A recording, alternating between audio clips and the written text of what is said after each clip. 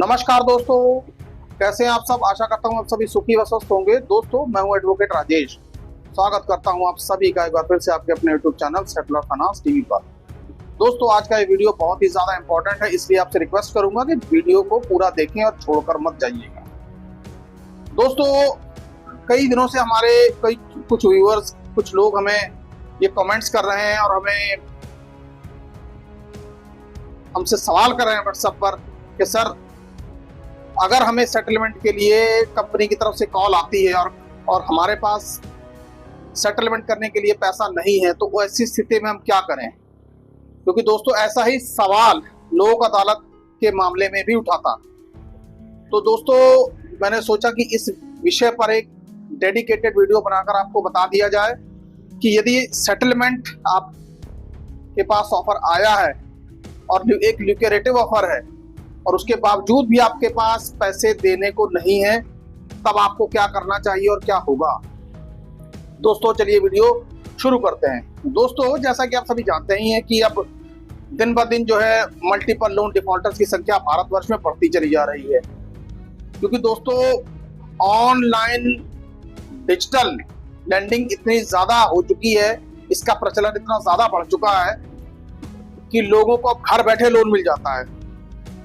App download किया, आधार card और pan card डाला, जैसे ही अप्रूव हो जाता है तुरंत खाते के अंदर पैसा आ जाता है। तो मतलब ये सीधे शब्दों में ये कह सकते हैं कि लोन लेना आप लोगों के लिए बहुत आसान हो गया है। एक टाइम था जब कंपनियां पर्सनल लोन देती थी, अनसिक्योर्ड लोन देती थी, कई किस्म की कागजी कार्रवाइयां करनी पड़ती थी। लोन एग्रीमेंट ही इतने सारे पेजेस का होता, 150 पेजों का तो लोन एग्रीमेंट होता था। लोग साइन करते करते करते थक जाते थे। चेक्स देते थे, पोस्ट डेटेड चेक्स। आज ऐसा कुछ भी नहीं होता। आज आपका आधार कार्ड और पैन कार्ड ले लिया, ऑनलाइन डाला, चेक किया, एलिजिबिलिटी अगर आपकी हुई है तो आपको तुरंत लोन दे दिया जाता है दोस्तों। और दोस्तों, रीपेमेंट के लिए नैच अप्रूव करवा लिया जाता है आपसे, ताकि मंथली ईएमआई आपके अकाउंट से डिडक्ट होती रहे। दोस्तों, जितना ही आसान लोन मिलना है तो उतना ही जल्दी अब लोन रिपेमेंट का प्रोसेस भी कंपनियों का शुरू हो जाता है। क्योंकि दोस्तों, एक विदिन 30 डेज कंपनियों की ईएमआई ऑटोमेटिक डेबिट पे लग जाती है। अब दोस्तों, कई बार सिचुएशन ऐसी आती है कि कुछ लोग लोन समय से पे कर देते हैं और कुछ लोग नहीं पे कर पाते, रह जाते हैं दोस्तों। तो दोस्तों, ऐसी स्थिति में होता क्या है? ऐसी स्थिति में होता यह है कि एक लोन को बचाने के लिए उसका दूसरा लोन, दूसरे को बचाने के लिए तीसरा, तीसरे को चौथा, चौथे को पांचवा। मतलब कहते कहते आप ये कह सकते हैं कि धीरे धीरे वो बंदा मल्टीपल लोन डिफॉल्ट के कगार पे पहुंच जाता है और मल्टीपल लोन डिफॉल्ट हो भी जाता है। इधर से पर्सनल लोन, उधर से क्रेडिट कार्ड, कई बार तो पब्लिक प्राइवेट अपने रिलेशनशिप में भी पैसा ले लेकर वो कर्जदार हो जाता है। तो ये हाल हो जाता है मल्टीपल लोन डिफॉल्टर का। अब दोस्तों, फिर उसके बाद हो जाता है कंपनियों का रिकवरी प्रोसेस शुरू। अब कंपनियों का रिकवरी प्रोसेस ऐसे शुरू होता है, वो तो और भी ज्यादा खतरनाक है। पहले तो लगातार फोन कॉल इतनी ज्यादा आएंगी कि फोन कॉल सुनते सुनते आदमी का दिमाग खराब हो जाता है कि आदमी करे भी तो क्या करे। आदमी के लिए ये सहन करना मुश्किल हो जाता है कि आदमी दिन में कितनी कॉल्स अटेंड करे। दोस्तों, फिर लोन रिकवरी एजेंट। अब दोस्तों, लोन रिकवरी एजेंट तो वो तो उससे भी बढ़कर है। वो तो लोन धारक के साथ ऐसा बिहेव करते हैं जैसे कि ये लोन डिफॉल्टर नहीं, कोई क्रिमिनल हो। और लोन रिकवरी एजेंट एक पुलिस ऑफिसर कि उनको भाई रिमांड पे लेने आए हैं, इस तरीके से व्यवहार करते हैं। जबकि आप सभी जानते हैं कि ऐसे लोग जो लोन रिकवरी एजेंट होते हैं 10वीं 12वीं पास होते हैं। इनको बोलने तक की तमीज नहीं होती, इनको जनरल पब्लिक से बात करने की सेंस नहीं होती। तो दोस्तों, वो कहते ना कि किसी को अगर कुछ मिल जाए ना तो उसकी वो धौंस ऐसे दिखाएगा कि पता नहीं उसको क्या मिल गया है। तो ऐसे ही रिकवरी एजेंट, उनको जब लोन वसूलने के अधिकार जब मिल जाते हैं दोस्तों, नो डाउट कि उनके टारगेट्स होते हैं। तो लेकिन दोस्तों, वो ऐसी सिचुएशन को एंजॉय भी बहुत करते हैं। लोगों को धौंस जमाकर, लोगों को डराकर, लोगों को मानसिक प्रताड़ना देकर बहुत मजा लेते हैं दोस्तों। आप इस चीज को समझिए। क्योंकि दोस्तों, लोन कंपनियां इनडायरेक्टली तो कभी भी नहीं कहती कि आप ऐसा करिए, क्योंकि आरबीआई की गाइडलाइन है। लेकिन ये जो करते हैं अपनी तरफ से करते हैं, क्योंकि उनको आपके मजे लेने होते हैं। और दुख की बात यह है कि ऐसा करवाकर आप उनको मजे लेने दे देते हैं, क्योंकि अपना ढोल आप खुद ही फटवाते हैं।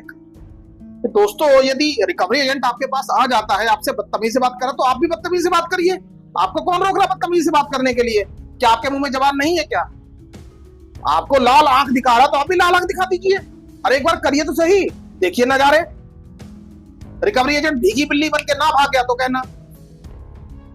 हाँ, ज्यादा बदतमीजी कर रहा तो आप हाथापाई मत करिए, पुलिस को बुलाइए। बाकी पुलिस खुद ही सेट कर देगी उनको, क्योंकि कानून से पंगा लेना तो फिर आप समझ ही लीजिए मुसीबत को दावत देना है। आप क्यों कानून हाथ में लेंगे? पुलिस को बुलाइए, पुलिस खुद ही सीधा कर देगी। तो दोस्तों, फिर उसके बाद आ जाते हैं लीगल नोटिस। लीगल नोटिस तरह तरह के आ जाते हैं, डिमांड नोटिस, रिकॉल नोटिस और आर्बिट्रेशन के, और 138 के, सेक्शन 25 के नोटिस। मतलब तरह तरह के नोटिस आते हैं। सरफेसी एक्ट के भी आते हैं, मतलब जिसने जिस तरीके का लोन लिया होता है। अब दोस्तों, फिर कई बार जब ये सारा दौर जब पार हो चुका होता है, फिर उसके बाद कंपनियां जब देख लेती हैं कि भाई अब इसके पास पैसा नहीं है, ऐसा करते हैं कि इसको अब एक सेटलमेंट दे देते हैं, और इससे जो बची खुची अमाउंट है यार लेके सेटल कर देते हैं। तो कंपनियां कई बार क्या कर देती हैं कि आपको एक सेटलमेंट ऑफर दे देती हैं। अब सेटलमेंट ऑफर आपके पास आता है, लेकिन परेशानी ये होती है कि आपके पास पैसा नहीं होता। अब क्या करें? अब तब आपके दिमाग में ये चलता है कि यदि मेरे पास अब पैसा नहीं है, कंपनी ने मुझे सेटलमेंट ऑफर भी दिया है, तो अगर मैंने सेटलमेंट नहीं किया तो क्या होगा?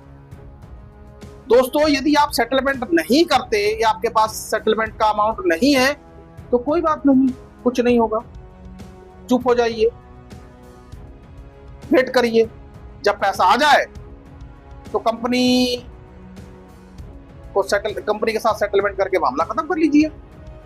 सेटलमेंट की अमाउंट आपके पास यदि नहीं है और आप कंपनी को नहीं दे पा रहे हैं सेटलमेंट अमाउंट, तो आपके ऊपर किसी प्रकार की कोई कार्रवाई नहीं होने वाली, कोई लीगल एक्शन नहीं होने वाला, कोई पुलिसिया कार्रवाई आपके ऊपर नहीं होगी। ये बात आप अपने दिमाग से निकाल दीजिए। यदि रिकवरी एजेंट आपके सामने इस बात का डर फैला रहा है, तो दोस्तों उसकी बात मानना बिल्कुल बंद कर दीजिए। रिकवरी एजेंट की बात तो मानिए ही मत, क्योंकि रिकवरी एजेंट एक नंबर क्या झूठा आदमी होता है दोस्तों। क्योंकि ऐसे कई सारे मामले आए हैं जहां पर रिकवरी एजेंट ने बोलकर पैसा जमा करवा दिया, लेकिन वो बाद में पता ये चला कि वो पैसा आपके लोन अकाउंट में ही चला गया, लेकिन लोन सेटल नहीं हुआ। दोस्तों, जब भी सेटलमेंट आए तो कंपनी के ऑफिशियल ईमेल आईडी से आनी चाहिए। देखिए, पैसा है तो कर लीजिए, नहीं है तो कोई बात नहीं, कोई कुछ नहीं करने वाला, कोई परेशानी नहीं होने वाली। तो दोस्तों, डरिए मत, घबराइए मत, परेशान मत होइए। सेटलमेंट करने के लिए आपके पास पैसा नहीं है तो मत करिए, मत टेंशन में आइए, मत परेशान होइए।